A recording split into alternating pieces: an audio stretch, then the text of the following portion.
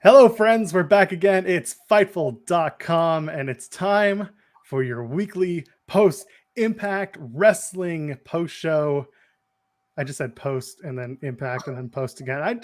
I'm a mess tonight. Cresta, Was a you good take it from show. here. I'm going to take the rest of the night off. Cresta, how you doing? See ya. Hello, everyone. Thank you so much for pulling up. It is the post-Impact show here on Fightful. My name is Cresta Star, and I'm joined by the immaculate, the illustrious, and your favorite guy, Joel Pearl. How are you tonight, Joel? Wonderful. Let's get back to what I was trying to do. It's May 26th. Yes, Post Impact Wrestling Show. We're 3 weeks away from Slammiversary. I'm excited. You're excited. We're talking off the air how Slammiversary is shaping up to be one heck of a card. We're going to have a post show after Slammiversary. That's going to be ran with Steven Jensen and Denise Salcedo. They'll be on the call for that. We've got you every week after Impact Wrestling, where you can join us here on youtube.com/Fightful, Fightful.com, wherever you get us, you can find us. This week, so much going on this weekend. It's AEW Double or Nothing. There's going to be a post show with Sean Ross Sapp and Julie Cutler. You may remember Julie from the WrestleMania Backlash prediction show. She's great. There was a Double or Nothing prediction show with Sean and Andrea Hanks. Go ahead, check that out. Interviews this week dropping. RJ City. We had Hangman Adam Page, who talked about literally nothing and everything all at once. And there's enough going on. There's tomorrow night. There's the post SmackDown and post Rampage show. There's Grapsody on Saturday. And then you got the post shows I talked about and the media scrum on Sunday. There's so much going on in the world, including the opening of Tonight Impact. They did a throwback to the Asylum days. Loved it. The old TNA Impact Wrestling intro with old clips of Chris Sabin, because they were going to get you hyped for Chris Sabin and Kazarian. We're going to talk about that. We're going to talk about everything tonight, and we're going to take your super chats and your Humper chats. I'm going to ask you, Cresta, do you remember what a Humper chat is? So a Humper chat. You look beautiful tonight, Joel. Did anyone tell you that? Head on over to humperchats.com. You can leave your question or statement and it'll get read on the air. That specific platform, it's a Streamlabs platform. It allows us to take a little bit more of the pie. Whereas if you donate a super chat, you're more than welcome to do that here on youtube.com/Fightful. And if you do that little $ gimmick in the bottom of your chat window, get your question or statement read on the air. It'll pop up. We'll talk about it, whatever it is, throughout the night. Now we can actually talk about it. I think we can talk about the show. We can get to it. Overall, did you enjoy the show tonight, Cresta? What is your overall thoughts leading into this whole shebang? Slammiversary being so far out, that show is going to be good. And admittingly so, I got work tonight, but I'm okay with it. Everything tonight made sense, the way that things are shaping up. I thought the show overall, I don't want to say 10 out of 10. If I had to do it on the 10s, it'd be a 9 out of 10. There's only one thing I would change. I would, like we talked about it off air, and we'll talk about it later. But overall, the show was really good. Not even a 9.5, 9.7, because it's just so minor. But it's one of those things where it's like, you know. Okay, high marks. I'm going to look forward to seeing what the chat has to say about it when we get there. Let's get right into it. Let's open with the Ultimate X qualifier match, Trey Miguel versus Alex Shelley. Listen, I love the fact that Trey Miguel just wants to be the X Division champion. It means everything to him. It was the first major singles title that he won in Impact Wrestling. He comes out wearing black and white, paying homage to Alex Shelley, who is his opponent tonight. They shake hands, they show respect, honor is real, but it's not no more. They have a great back and forth match with a lot of passion from Trey Miguel, and Shelley's meeting him, and he's capturing it. It's a really, really fun match. What did you think as we kind of rolled through with this X Division qualifier match? Their chemistry, phenomenal. And every time Trey Miguel tried to pick up the pace, Alex Shelley was able to take it back and pick a body part and methodically just like, this is mine, like the shoulder. I wrote down the kip up that Trey Miguel did at the beginning. I want to say the first third of the match where he kipped up and Alex Shelley gave him the to the chest. I felt that. And Trey Miguel looks like he's getting so beat up so all the time. His selling, amazing. That match overall, I can't believe they opened with that match. That match was so good. They love to open up with something hot, and it seems like X Division Actions is like the Impact, the TNA way of opening a show, and it makes sense. You want to get a hot opener out there. Otherwise, what are you doing, right? If you don't get something to talk about right off the get, then you're just going to bore your audience. So in other words, this was the right match to open with. And you know what I loved about it, Cresta, more than anything?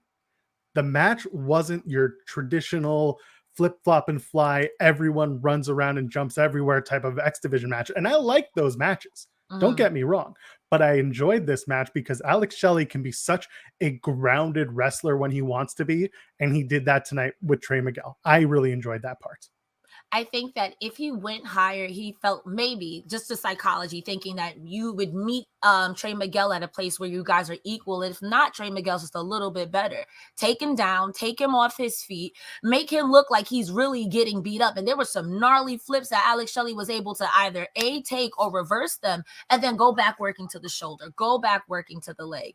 Even the ending was surprising, but I understand it. Again, it makes me salivate for what's going to happen in the next coming weeks because I don't think this is ending the way that we think it is. Oh, okay. I look forward to hearing your thoughts on that. We got a slop drop into a dragon sleeper from Miguel onto Shelley. I like that little piece that they got there. Second half of the match was a big old slap fest, which I enjoyed. They went for a lot of top rope stuff. Shelley moves out of the way of the Meteora from Trey Miguel, and eventually, like you said, they do the series of roll-ups until Miguel hits a crucifix roll-up and gets the 3. And I like that Alex Shelley is pissed off at himself. Yes, so he rolls out of the ring and he just walks out, but he lets Trey Miguel have his moment. It's not some weird he gets back in the ring and attacks Trey Miguel. It's nothing. It's Alex Shelley upset at the defeat, walks out, upset at himself. That's what I was saying, that if Alex Shelley goes full healer, like a tweener sort of thing like that, it would be interesting if this is the start. Someone that you took under your wing, now going over on your pinning you, and you're like, ain't no way. But he won on his own merit. Like you said, have your moment, live in your moment, but I'm mad at myself. I hope it doesn't affect him later on where he's like, well, I'm not mad at myself, I'm mad at you. But I like that Impact leaves that maybe just a little nugget. We saw later on in the night that the two ended up sharing a fist bump and a hug. So clearly Alex Shelley was not too affected by the loss, as upset as he was. He was happier that his friend and his mentee got the win over him. So I enjoyed that. There are little things that happen, and we'll talk about that backstage segment in a second because it does kind of play into a match that we're going to see probably in the next few weeks on Impact. They go backstage. We got the Briscoes and Josh Alexander in the back. I love when the Briscoes are talking. When one of them has something to say, the other one is just talking shit in the back. So in this case, Mark Briscoe is just hitting these random lines while Jay is talking and being just hyping up the match and saying the VBD doesn't deserve it and that the Briscoes are the best Impact tag team champions of all time. And then in come the Good Brothers. Once again, I want that Bullet Club jacket.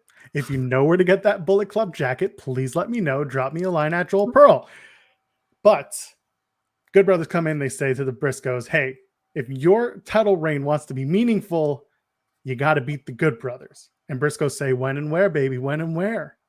What do you think? Well, I mean, we know what we're going to find out later. We find out it's going to happen at Slammiversary, and we'll talk about that. But are you looking forward to Good Brothers and Briscoes possibly, most likely, probably happening at Slammiversary? Absolutely. I will say this, any match with the Briscoes, sign me up. I'm also going to say that tonight's theme was the reverse Uno psychology, because that happened a lot. You say, oh, your tag title isn't legitimate. After Honor No More was just beefing with you last week, like, we won a title shot too. So it's like, you're not a real champion unless you beat us. And the Briscoes are not going to back down. So they're like, yeah. And like I said, the reverse Uno card happens a lot tonight, especially with Mr. King. Poor guy. We'll see how poor guy he is by the end of this whole thing. Ricardo the Mark kicks us off with the Humper chat, says, this was a great show tonight. My only nitpick is that I'm not big on pinning champions. Also, greetings, Joel and Cresta. Well, hello. You kind of had to pin a champion in that main event, and we'll talk about that in a little bit. You certainly weren't going to pin your world champion, so spoiler alert, the world champion was not pinned. But well, when we get to the main event, we'll talk about it. I think it's a really rare thing that Impact does, pinning champions in non-championship matches. Let's get right to this hell of a match. Masha Slamovich versus Havok. First of all, RH sends us a super chat saying Masha Slamovich is my spirit animal. Do you watch GCW very much, Cresta? Do you watch much of it? I do not, because the only thing I know about GCW is Nick Gage, and I'm squeamish in my heart. That's fair. Masha had a match this past week at GCW Maniac. She faced Speedball Mike Bailey. So here's your Impact connection. These are two Impact stars. They had a hell of a match at GCW this past Friday. Go watch it. Go out of your way because it was a really, really good match. And this match with Havok and Slamovich was real quick, and they just got right to it. Slamovich gets a very decisive win over Havok, and it shocks everybody. Give me your thoughts. What did you think of the match? Tell me, because I know you got lots to say. This was my only nitpick. Now, I'm very big on big, meaty women slapping meat. So I was excited, and they started off hot with the chops. But I thought that this match was going to get more time to... I'm not familiar with Masha Slamovich. I don't want to butcher this woman's name. You got it. She'll come after you if you butcher it. Please, no. I'm sorry. I'm screaming. You got it. But it's like, I thought we were going to get more time to see her. She's been on a hot streak. Yes, she's been crushing everyone she's coming against. And you would think that someone like Havok would be formidable. I thought this was going to get the same amount of time the Jordynne Grace Chelsea Green match got. I would have loved to see that. But I understand it. If you're going to push this woman as being raw, you got to go all the way. And the best way to prove that she's a monster is to topple your old one. So I understand. I would have liked it to have more time, but not everyone, can have 20 minutes of classics. What are you going to do? See, I loved the booking of this because it really was time to put Slamovich on a bit of a pedestal and to take out your largest women's competitor in the division.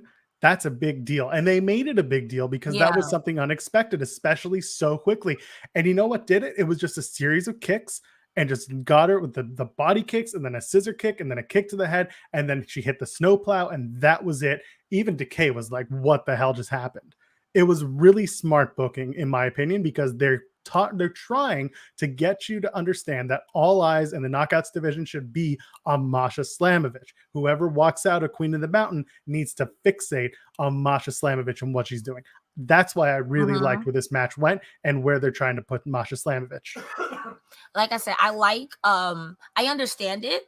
Again, I wish they just had more time, but what you're saying makes a lot of good sense. If you're going to win that Queen of the Mountain, please know that this snowplow is coming up the mountain for you, Hulk Hogan. Oh, exactly. I'm sorry.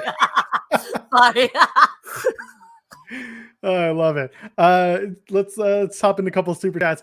Let's start with Jay Wick saying, got to get the super chats rolling so SRS is happy. Yes, thank you. The more super chats and Humper chats y'all send, the more Sean says, oh, I really like this show, because otherwise he buries me on every single show we've got. Loves Cresta. We'll put over Cresta for everything. Thinks just the best, most amazing. But meanwhile, I'll be like, no, Joel's a piece of shit. I don't like that Joel Pearl. He's my tag team partner. I can't. If he goes, what am I gonna do? What am I gonna do? I'm easily replaceable. As others have said, I'm on the Z team here at Fightful.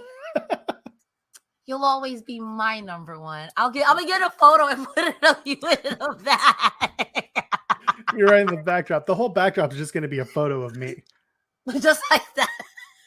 Now, I don't know if you're a big New Japan Pro Wrestling fan, but we got a super chat from Sheldon Jackson, who asks, if you could have one Impact star to join Chaos, LIJ, Suzuki-gun, the United Empire, who would you have join? I'm going to go with one of those factions. So one Impact star to join one of those factions. Who would you have out of all those people? So I'm familiar with only LIJ. Please don't beat me up. I'm soft. All right. This is an Impact post show, not a New Japan post show. So you're not wrong. But from what I know of LIJ, I mean, you can't go wrong with someone like Josh Alexander. I will always put Josh Alexander in any group because Josh Alexander, he literally is the walking weapon, and I'm putting all my bets on that. And because I'm unfamiliar with them, I'm not going to say anything. Put my foot in my mouth. And Josh Alexander, thank you very much. Put Josh Alexander and Suzuki-gun. Have the shooter join the shooter group. I would put, and I'm going to get so much flack for this, but deal with it. I'm going to put Black Taurus in House of Torture. And there are people who are currently going to be screaming at their computers, but think about it. It's the perfect fit. You're going to love it. That's what we're going to do. We're going to put Black Taurus in with House of Torture. And by the On the way, other end of House the of Torture computer, the rules. Kermit. Exactly. I'm just going to run away. That's the T. Let's go backstage. Trey Miguel, we talked about getting that respect. And then Blake Christian is here. Speaking of New Japan star, also GCW star Blake Christian. He's confronted by Kenny King. Kenny King confronts Trey Miguel, and Christian challenges Kenny King to a match with the Ultimate X spot on the line. What do you think? Kenny King going to go down to Blake Christian, or is this just an opportunity to get Kenny King a little bit more shine going into Ultimate X at Slammiversary? What do you think? On my notes, I wrote 2 things about Kenny King. Well, I wrote a few things. Kenny King, when he said, "Who are you?" I was like, this guy is rude. He is. Number 1. And number 2, when he said, you got to play psychological warfare, I put this man as a meme lord. I think that it's going to be a competitive match. I kind of see Kenny going over. I can see shenanigans happening with Honor No More because they've been pretty mad all night and they're going to continue to be mad. So I could see that happening. But the fact that you tried to hit someone with the, you can't tell me what I'm going to do because I'm going to tell you what you're going to do. And they said, but I'm going to tell you what you're going to do. And you're like, dang, you're right. It was the funniest segment. That's a backstage stuff I could get behind. Blake Christian in GCW, when he returned in, I think it was early 2021, since then, he's only had 2 defeats on his card. 2 people have defeated him. I know you don't know who they are, so I'm just going to tell you. Jonathan Gresham is one of them. Okay. Minoru Suzuki is the other one. So Blake Christian has basically run through GCW. So I'm trying to tell you, they're not going to talk about it on Impact, but I'm just going to tell everyone who's watching this show and thinking, oh, what's Blake Christian going to do? He's actually on quite the tear in certain promotions, and he's worth watching. He's an excellent performer. Go out of your way to check out at least his GCW work, because there's a lot there right now. The fact that you said Minoru Suzuki and Jonathan Gresham are the only 2 who's pinned him, to me, that's like, okay, I see you. That's wild. Yeah. No, that's really good. I gotta turn my page on my notes. I'm sorry. I apologize. My apologies. That's all right. We're gonna move over to Rich Swann. We got a little bit more backstage. Rich Swann, of course, a little thing. He still wants Matt Cardona. He challenges Matt Raywalt for dumping him at Gauntlet of the Gold, which they would talk about Gauntlet of the Gold a whole bunch tonight. And I like that they're using the Gauntlet for the Gold match as a way to set up some of these Slammiversary matches, some of the matches that happened tonight. They're at least trying to bring it back and make it, useful beyond Eric Young winning Gauntlet for the Gold. Raywalt would accept, so they're going to have a match next week. That's Rich Swann. He wants Matt Cardona. That's a match I want to see for that Digital Media Championship. Do you want to see Rich Swann and Matt Cardona slug it out? Yes, but I want to throw a question back at you. Do you think that'll end up being a triple threat match with Drama King Matt Cardona, and Rich Swann later on? Because I think that would be cute, like in a good way. I could see them try it, but I could also see them have Raywalt sing Cardona to the ring like Raywalt used to do for Miro Rusev back in WWE, because sometimes Cardona likes to play that silly, this is what I did in WWE thing. So I could see them try to do that. But I don't know how much Matt Raywalt's going to be involved with Matt Cardona beyond what happened for Gauntlet for the Gold and then the match that he accepted for next week. Okay, that's fair. I mean, I still want to see Matt Cardona, but I am a fan of Rich Swann. I do enjoy his work. I do enjoy Rich Swann a little bit more in multi-man matches because I just think he operates on a different level when it's him versus them versus them versus them. I do enjoy it. So I'm always trying to put him in a multi-man match, but I can see what you mean about I never know how to say this man's last name. And Reinhold? Raywalt. Girl. Just think of Ray and Walt. Yeah, so Raywalt. Joel out here teaching the children education, ladies and gentlemen. Just think of Rey Mysterio and Walter White. It's Raywalt.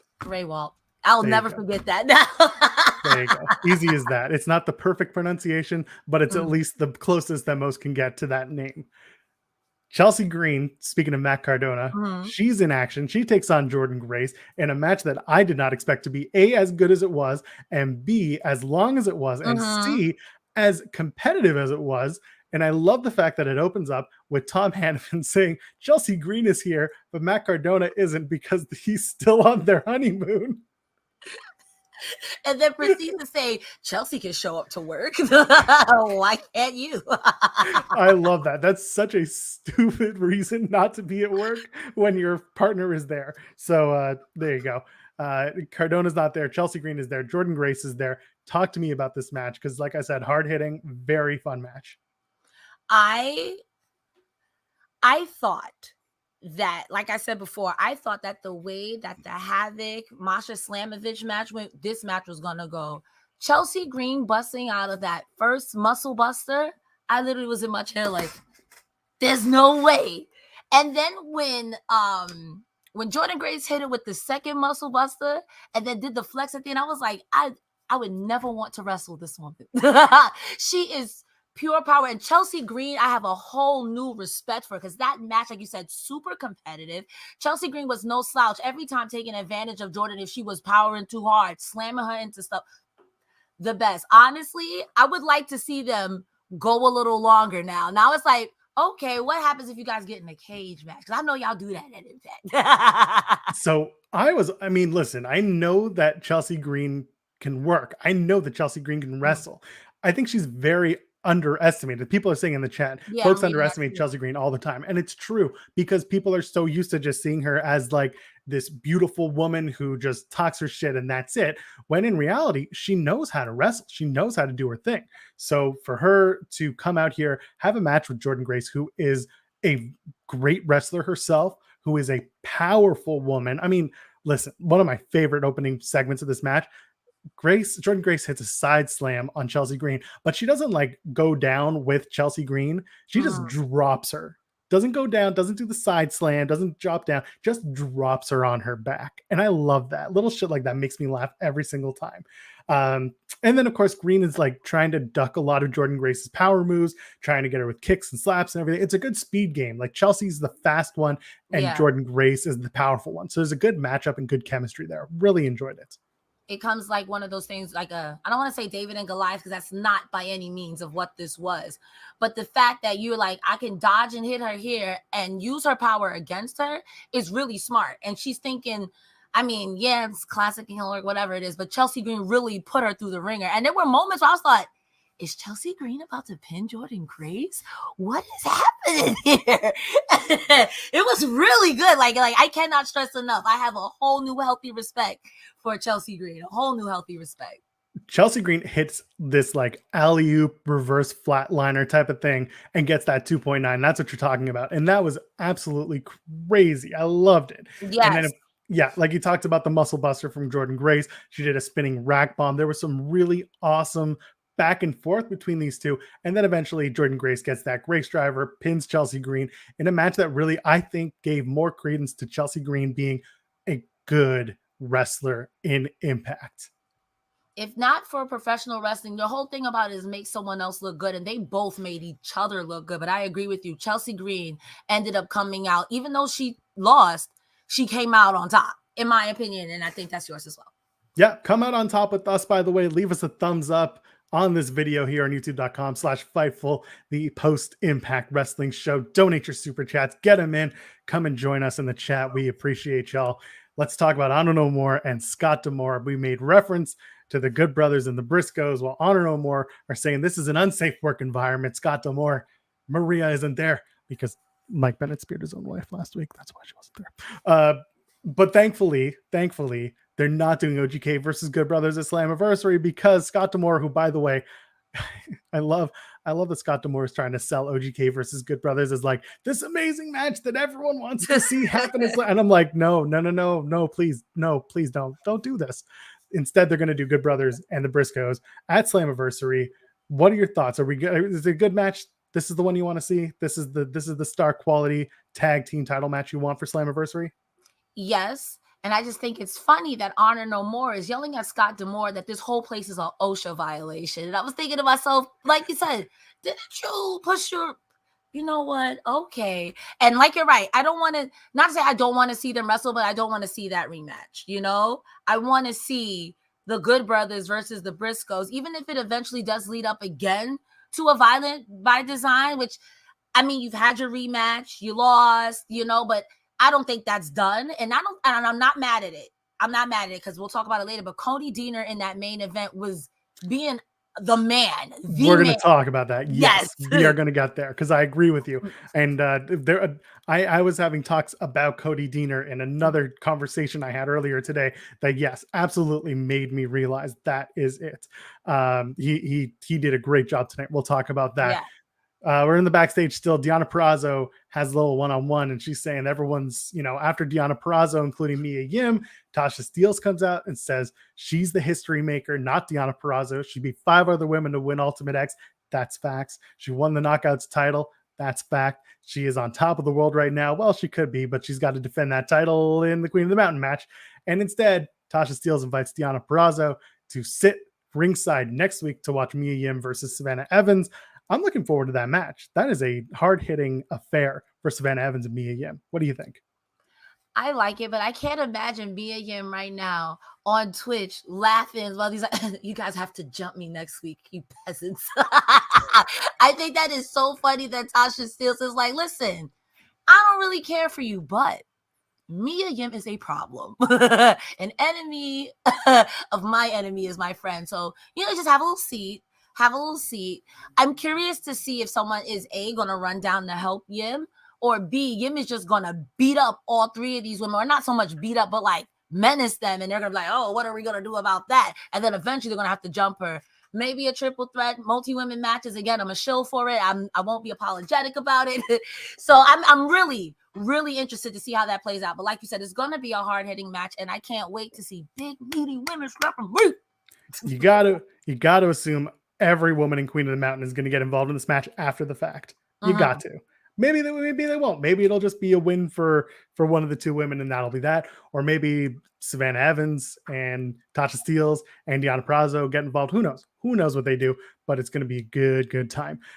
Scott in the chat saying, Joel, you must have seen that wrong. Mike clearly said that the Good Brothers beat up Maria Kanellis. Well, that's true. They did say that. Chris Sabin, Frankie Kazarian, the match of the future today. This match ruled in so many ways. And when the finish happened, I was so frustrated. And then I very quickly remembered, oh, damn it, I was supposed to feel that way. It was exactly what it was supposed to be. The match had really 0 implications other than this is a 20-year anniversary match in Impact.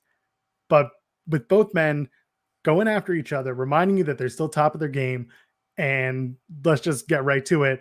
Honor No More ruin it. So let's just get right there. They come out and they beat down both men right 15 minutes into the match. But it makes sense in the grand scheme. I wanted to see a winner, but they took that away from us. And I wanted to see who was the better man between Frankie Kazarian and Chris Sabin. I want to see Frankie Kazarian coming in from AEW into the house of Chris Sabin right now. I know Kaz was a big fixture of TNA wrestling back in the early 2000s, but now Frankie is the outsider, and he came in and gave Chris Sabin a lot to work with, and the 2 men still have a lot of chemistry. So tell me, what did you think of the match? How did you feel? And do you want to spotlight anything in particular from this whole ordeal? So that match, I'm not the type of person to tell anyone to go out of your way to watch a wrestling match. But if you watch this match tonight, I know I am going to go back and see their original match, because this match was excellent wrestling. Excellent wrestling. I knew from the moment Honor No More was like, if no one can have fun, if we can't have fun, nobody having fun. If anything, I was surprised that they interfered in this match and not the main event. But it makes sense. If I'm going to scream and act like little babies, until I get what very Batista, give me what I want. And until I get what I want, I'm going to be a big old baby. But the match itself, I did not know how it was going to go. I was like, oh my God, is Sabin going to win? Is Kazarian going to win? It was really, really, really good. So absolutely watch this match, watch the first match, and then watch this match again so you can pick up everything. Like, that's what I'm going to do. It was a good match. I understand the ending. Did I like it? But like you said, once it happened, I was like, oh, but I get it. I understand. Yeah, exactly. And you know what? Something in wrestling that I normally don't love are back and forth side headlocks and just like as cooldowns, but it didn't suck here. because it actually cooled down these little moments. Like Frankie was trying to calm Chris Sabin down, trying to stop him from taking on too much in the first minutes of the match. Also, I do want to shout out, this is a little thing in wrestling that I love.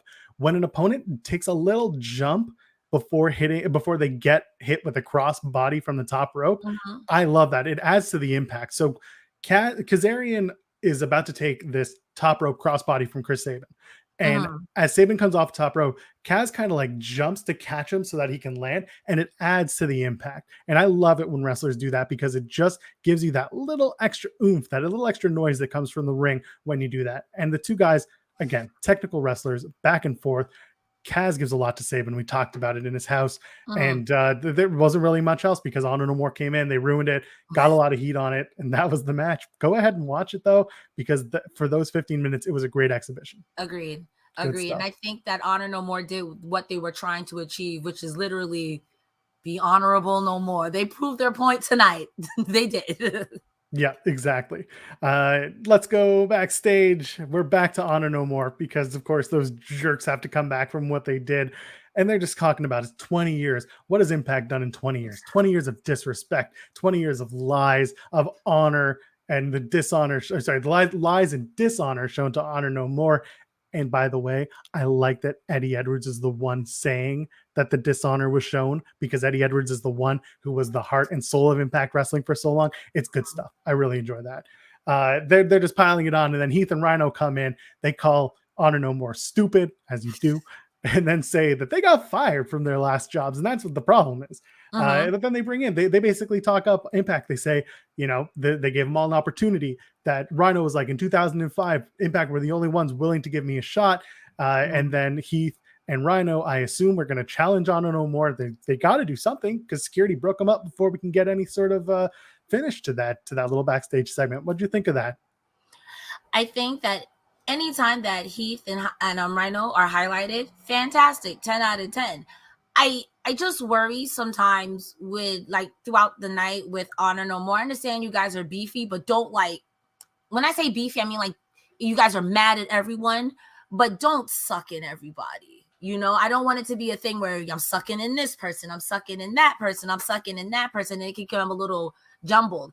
I like all of them individually as wrestlers. I'm interested to see how this story is going to go. Like you said, they did talk up Impact Wrestling, which I really liked. They were like, listen, we all messed up, but we're all here because of Impact, so don't do that. I just wonder how that's going to work with the numbers game. You know what I mean? So I'm interested to see how it goes, but I'll wait. I'll bring it up in the chat from Scott talking about unless Kazarian was staying for one more match, I don't understand the beatdown on him. I kind of do, because one thing that Honor No More said was like, this was a match from 20 years ago of Impact, and nobody cares about 20 years of Impact's anniversary. Kazarian was just collateral damage. That's all he was here. It wasn't about who was going to win this match so much, for Honor No More at least, as much as it was, we're going to take away something that makes you feel nostalgic for 20 years of Impact Wrestling. That's how it felt to me. Don't know if you have anything to add to that. I don't, because like I said, I mean, like, maybe Kaz will come back, because I feel like Kazarian is one of those people who are like, I love Impact Wrestling. So if I can, if my schedule allows it, I'll be here. It could do something later on down the line, but you said anything I was going to say too. He might just be a casualty of war here. If they do, he'll definitely do it. But if it's a further storyline, because it's Impact and he loves the place, he'll definitely do it too. So exactly. Shera and Raj Singh team up to take on W. Morrissey and Bhupinder Gujjar. I'm ready for this match. I'm ready for this storyline between Shera and Raj and Bhupinder Gujjar to be done. Seems like we're getting there. It seems like we're at the end of it. And I like that they jumped in Morrissey just for that last minute, just to kind of give a little bit of shine to Gujjar, and to also kind of highlight the story and the end of it. A good match, nothing totally jumping off the page. But again, commentary calling back to how each man somehow factored into the elimination of each other in Gauntlet for the Gold. Very straightforward, very simple, good match. Don't know if you have anything to add. It was just, solid stuff. I think I said this last week, and I'll say it again. You cannot force someone to join your group. Well, I immediately take that back, because Cody Dieter said, I am not joining Violent by Design. He is now brainwashed. So most of the time, you can't force someone to join your group.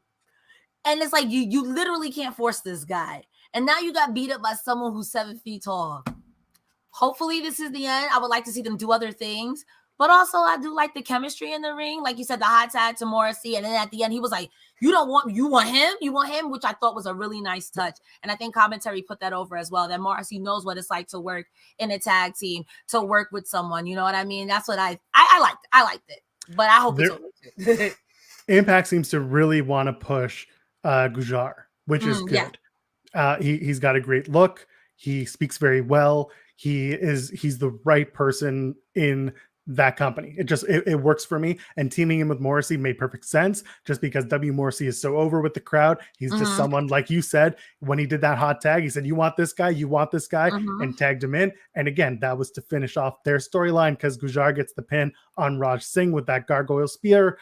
Very straightforward, very good match. Just simple. Now it's time to give Bhupinder Gujjar something else to work with. Agreed. There we go.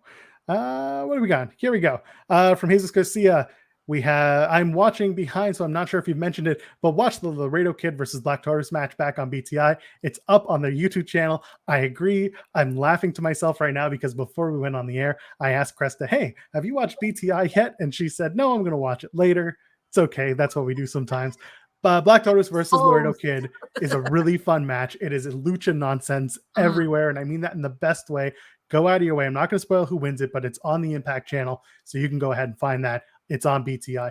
Very good match. So I knew someone was going to ask it, so I'm glad that we got ahead of it tonight. Besides, you love Laredo Kid, don't you? I'm sorry, what was that? You love Laredo Kid. I do. I posted a video about him on my TikTok, because when I first saw him was that wasn't the first time I saw him. That was the first time I saw him live and not watching it on YouTube, I should say. Was his match with Speedball Bailey. His jacket, immaculate. Sometimes I look at wrestling for the wrong things, and maybe in that moment it was. But his jacket and his mask, and then what he does in that ring off the top rope, I don't want to wrestle that man either. And it's not like he's just top rope guy. He also has power in the ring. I don't want to wrestle that guy. No. It's true. By the way, with Mahabali Shera, people are kind of talking about in the chat. So news broke this week through Fightful Select. Subscribe FightfulSelect.com. It's the easiest $5 with all the news and content that you'll ever need. Anyway, on FightfulSelect.com, we talked about how Ohio Valley Wrestling, OVW, is working on an extra little content piece that they're getting through potentially Netflix. Nice. And one of the people involved with that happens to be Shera. Because guess what? Shera has a huge following in an Indian market. And there's an opportunity there because Shera is a really good looking dude. He's definitely in the right place at the right time. So there's just a little connection there for your Fightful Select subscription where there's tons of content. We'll talk about that a little bit later. First, we're going to talk about Moose Cresta next week. They're going to do it. It's going to be PCO and Morrissey, which is a tag team that I didn't even think I needed, but I do. They're going to go crazy on Moose and Steve Macklin. And the question for Moose and Steve Macklin is, can they coexist? Do you think that Macklin and Moose will coexist? Is it can they coexist, or can Moose coexist with Sami Callihan? Sami Callihan everywhere. Like, I am familiar with Sami Callihan. Sami Callihan is Samoa Joe levels of I'm in your brain. Hello, Wendy, like in your brain. And when he fixates on you, yikes, you're dealing with him for months. He won't go away. So I think Macklin could coexist with Moose because Macklin's like, I want to win. I don't care who I'm standing next to. I'm here for a reason. But even if Sami Callihan's music hits for one moment, Moose is going to freak out and Macklin's going to be like,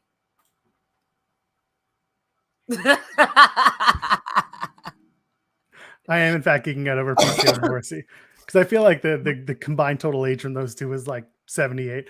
No, it's not. It's actually higher than that because it's closer to 80 something. Anyway, so Moose is calling Sami Callihan a fraud, saying that he's scared of Moose. And then, like you said, Macklin interrupts, said he'd rather work alone, but that Moose needs to get Sami out of his head. And then the light flickers and Moose is jumpy. I love that Macklin is just doing nothing. And Macklin had this face the whole time like, bruh. He's like, Get Sammy out of your damn head. That's going to be fun. I think it's going to be a fun little tag match, and I'm sure the lights will flicker and they'll do something with Sammy Callahan. But until then, PCO Morrissey, Moose, and Macklin. That'll be a good tag match. We're heading down the home stretch, folks. It's such a straightforward night of action here with Post Impact. You can donate your super chats down below in the chat here at youtube.com/Fightful, or you can send your Humper chats at humperchats.com. Get your question statement read on the air. Support us here at Fightful. You can also subscribe. I mentioned Fightful Select, where you can get all your content. If you want, I don't know, maybe you want to hear Alex Pulowski every single week going off on what's going on Raw and SmackDown and giving you them sour grapes. Maybe that's what you want. Maybe you want all the answers to your questions in life and in wrestling. So you got to check out SRS's weekly Q&A. Or maybe you just want to, shoot the shit with Jimmy and Sean on The List Goes On Wednesday afternoons. Or, maybe you want retro reviews. We drop those interviews before they drop on the main channel. There's so much stuff, exclusives, scoops, everything you want. Cresta knows. She gets all the news. She's a part of it. Go to FightfulSelect.com. All the $5 or more, whatever you want to give. It starts at $5 and moves up from there. There's a $5,000 tier. Did you know that? You know what? There's a saying that says it ain't tricking if you got it. So hey, there you go. There you go. Subscribe to FightfulSelect.com. All the news that's fit to mock. VBD taking on Josh Alexander and the Briscoes. This is the main event tonight. This match was just a solid ass 6-man tag. And I know you want to talk about Cody Deaner. I know you want to give him his flowers. And I know you want to talk about how great former Fightful mag writer and front page guy Cody Deaner is. Talk to me about this match. Talk to me about Deaner. Profess your love for him. I am a Cody Deaner stan. My name is Cresta Star. Hello, everyone. I've been following him since him and his brother, all they want to do was get drunk, drink beers, and wrestle. Seeing how he changed his character from a comedy character to someone like, I don't want to do that, to this serious guy. And then tonight in the ring with the Briscoes, who really tried to wring this man out like a wet cloth. He was going blow for blow with Mark Briscoe. Yes, it was Mark Briscoe. Blow for blow with that man, and not even like, I'm on the floor, back to back. Cody Deaner, 10 out of 10. If there was the most reformed, the most changed wrestler I could vote for, I would give you an award. I don't know what award it would be, but I would give you one. I loved it. I thought the match was excellent. The Briscoes did amazing. Josh Alexander, no slouch in his own right. The whole match, I loved it. I would encourage everyone to watch this match. And early in the night after Honor No More was like, oh, no one's having fun, I thought, oh, they're going to run in and destroy this match too. So I was ready to be disappointed. I was. However, Impact worked me because I was like, wow, they said no one's having fun. Y'all really going to do it twice? I guess, okay, I understand. And then when it was a clean finish, I was like, holy crap, wait a minute. I got work. You talked about cousin Cody Deaner and cousin Jake when they were the hillbillies, drinking and having fun on the farm. You know what? Could you imagine if Cody Deaner went back to that gimmick and teamed up with the Briscoes? Could you imagine Cody Briscoe, the long lost brother? After him being with Violent by Design, giving him that edge? Absolutely. Absolutely. And to me, that would be like a Wheeler Yuta situation. They would absolutely mold that man and take him further than he already is. Because I think Cody Deaner's phenomenal. Phenomenal. I would 10 out of 10. 10 out of 10. The fact that you just talked about Wheeler Yuta potentially, like the Wheeler Yuta story. I love the idea of Cody approaching the Briscoes and be like, I want to party with you guys. I want to drink with you guys. I want to work on the farm with you guys. And the Briscoes being like, no, you have to earn it. That makes it so crazy. You have to have 15 kids. Would do vignettes for it of him training on a farm or something really silly at first, and then it get really dangerous really quickly. In the match, I love Josh Alexander hitting a crossbody of the back of Joe Doring to the outside. It's very neat, very good stuff. Mm-hmm. And then later on in the match, Joe Doring wipes out, just clobbers Josh Alexander with a crossbody of his own. And I just little shit like that just makes me laugh. Eric Young and Josh Alexander. So they do touch in this match. They do. Mhm. They have some one-on-one time. Not a lot of it. It was enough to give you a good teaser leading into their Slammiversary match. And I like that the whole idea here was that Josh Alexander would go after Eric Young every single time. Yes. And Eric Young would never really be on the offensive unless he was getting help from Violent by Design. That was a really good piece of the puzzle for this match, in my opinion. Do you think that that was more to the idea of Eric and like, yeah, get mad, feed into that, because when I get you at Slammiversary, I'm gonna exploit all your weaknesses? Or is it Eric Young saying like, wow, he's a little bit more stronger than I thought, and I can't show any weakness? I think it's a bit of both. Mm-hmm. I really do. I think there's a certain part of Eric Young that's trying to not be too cocky because he knows what his experience is in Impact Wrestling, but he also knows how good and how well seasoned Josh Alexander is as champion, because he came back and he really took it to to Impact as a whole. Mm-hmm. So there's a lot there. I would love to see them kind of have more of a face-to-face and see what they do. I think if they do a contract signing or some sort of face-to-face, there's an opportunity there to kind of explain how Eric Young is feeling going into the Yeah. match. That's not just some backstage, random promo. I That's how I did feel. like Josh Alexander, though. Like you said, always on the offensive, especially when he had the chance to get Eric Young. I find that maybe other promotions have a tendency of, oh, protect the champion, protect this main event. You don't want them. What if someone pins each other? Like, we all know that's not going to happen, but to see them mix it up and not like, oh, I'm running away mix up. It's like really trying to hurt each other. Not to say I haven't, but like it was really nice. It was refreshing. It was really refreshing to see that I'm not afraid to go. I don't care if the match is next week, 2 weeks. I'm fighting you now. You gonna get it. Now I want to know what's next for Joe Doring, because I know Joe Doring is really having an excellent time in VBD, and I get that. Mm-hmm. But we can't keep allowing Joe Doring to just be the heater, just being that guy. What can we do with Joe Doring that's not necessarily shooting him to the top of the world championship, but like what's a meaningful thing for Joe Doring to do? This big strapping dude. What would we do with him? I mean, if you want to turn, you could turn him on VBD. This big, strong dude, you can call somebody or something because you're frustrated. You haven't won the title in a while. You want to do so. You could be the catalyst because VBD right now, with Eric Young at the helm, it's a very tight knit, ruled by violence crew. Period. If you wanted to do him, like, I'm sick of this. Remember how we used to be, Cody Dean is too far into it. He's like, I'm not getting beat up again. Screw that. You could do it that way, or he could just be like, I don't want to bite off of honor no more, but it's the same thing. If they could do it and not everyone else don't get what they want, we're doing it the same way. And we got a big guy, kind of like how Madman Fulton was with Ace yeah. Austin. Yeah. And it's like, I'm going to do what I want, because if they're going to act like big babies, now I'm going to be a big baby and we're all violent. And what are you going to do with this big guy?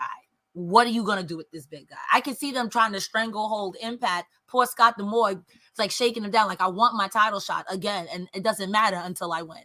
I could see it going either way. It'd be interesting to see what they would do with him if they broke up VBD, because I could see it more happening where they'd strong arm people. What about you? What do you think happens for Joe Doring after this? So I see a lot of people in the chat. They're talking about Joe Doring has yet to be pinned. The idea of Doring versus Moose, Doring versus PCO. So the idea of Doring not having been pinned. I don't like the idea of Josh Alexander dropping the title this quickly, let alone this quickly to Eric Young. But let's say that Eric Young won the Impact World Championship. I would want Joe Doring to be the guy that Eric Young puts in front of him at every turn. And they have to take on the person who is undeniable has to be the one that pins Joe Doring for the first time to get to Big Boss Eric Young. That's what I would do. But the problem is your champion right now is Josh Alexander, who just had the title taken away from him by Moose. And then they did a whole long storyline just to get to what happened at Rebellion, where he won the title back in that big emotional moment. You can't just do that again. It wouldn't make sense to take the title off Josh Alexander right away just to try and set this thing up with Joe Doring. So I don't know who it is, or I don't know how they do it. but there has to be something in there where somebody has to get a big rub beating Joe Doring. And I don't know who that is yet. I see some people talking about W. Morrissey. That could work. It could, but I don't know what Morrissey's situation is with Impact. Nobody seems to know if he's sticking around or not. It's got to be a guy. I'm sorry, I didn't mean to cut you off. No, I'm just saying there's got to be a guy. Someone's got to be the person to do it. And didn't Eric Young have the title before Josh Alexander? Didn't Josh Alexander, wasn't he the one who took it off of him and then Moose cashed the X Division thing on him that same night? No, Christian Cage had it. Cage beat Kenny Omega on that Rampage episode, and Kenny had been holding the title for months earlier when he beat did he beat Moose?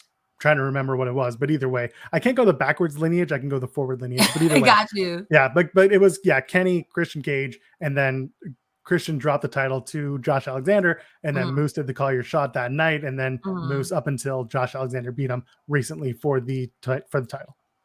Okay, I could also even see I don't know how that'll work, but I could see someone like Sami Callihan joining Violent by Design for the crits and giggles. I could absolutely see that happening.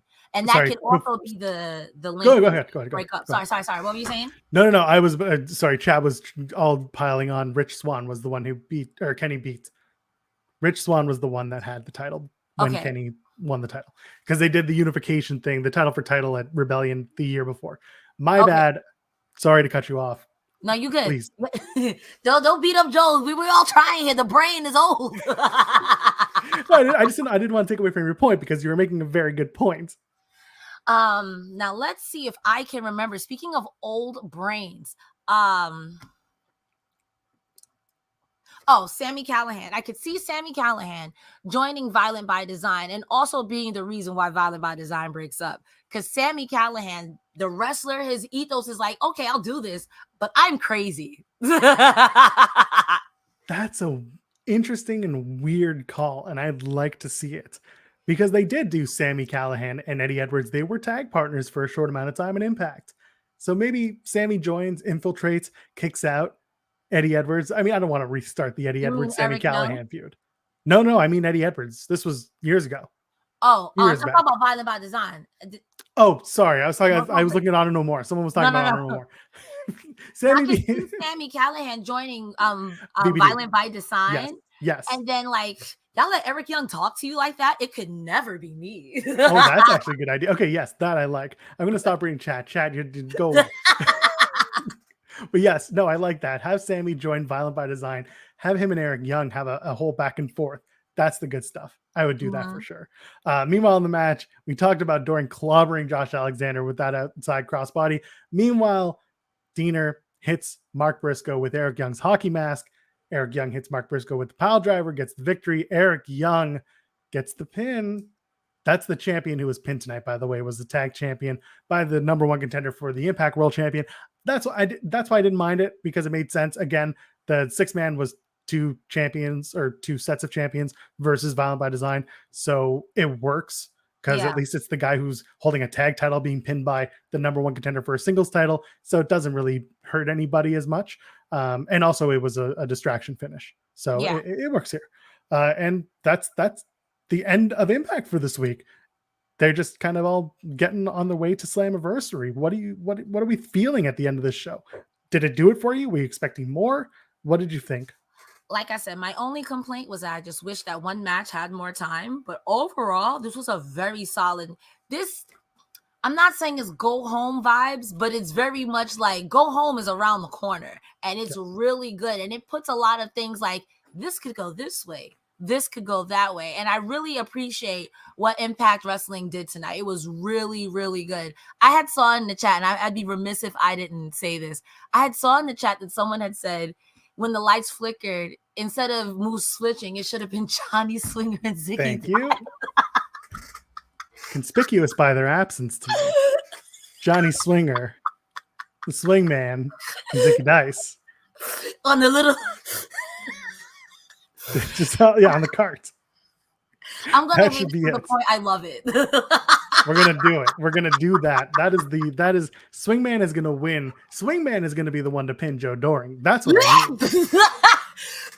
mean. I didn't mean to laugh like that, but that would be funny. You take my money. Wrestling Twitter would. If you thought Moose pinning Josh Alexander to win the title way back when, if you thought that would explode the internet, no. This is the one I would do. You have Joe Doring get pinned by the Swingman. That's the one. That's the moment that you need. Professional wrestling. Yay. We've gone off the rails and it's the end of the show. That's funny. Slammiversary is 3 weeks away. Get excited. Folks, there's so much going on this week and weekend on youtube.com/Fightful. On the Fightful website itself, go to Fightful.com. Get all your news every single day. They're dropping stuff all the time. All the news, all the scoops, all the everything. Again, the AEW Double or Nothing post show with Sean Ross Sapp and Julie Cutler. That's going to be after Double or Nothing goes off the air. The post-show media scrum will also be on youtube.com/Fightful. On Saturday, you've got Grapsity with the guys and a special guest interview. Check that out. And then tomorrow night, Friday night, you got the that's now the AEW Rampage and WWE SmackDown post shows. That's going to be Friday nights. And then interviews all the time being dropped. And go to Fightful Select. Get your scoops. Cresta Star, where can the people find you on the internet? My lovely ladies and gentlemen and thems and days, you can find me on TikTok at Cresta the Star. You can find me at Twitter. I had an old person moment, a senior moment, at also Cresta the Star. On Instagram and anywhere else, Cresta Star, and that's CRESTARR like a pirate. Where can they find you, Joel? Where can they consume the Joel content? I am all over Fightful, overbooked.com. Go ahead, check it out there. Over here, youtube.com/Fightful every week for the post-impact show like you're watching now. And I am at Joel Pearl, JoelPearl. Ladies, gentlemen, friends beyond the binary, enjoy the rest of your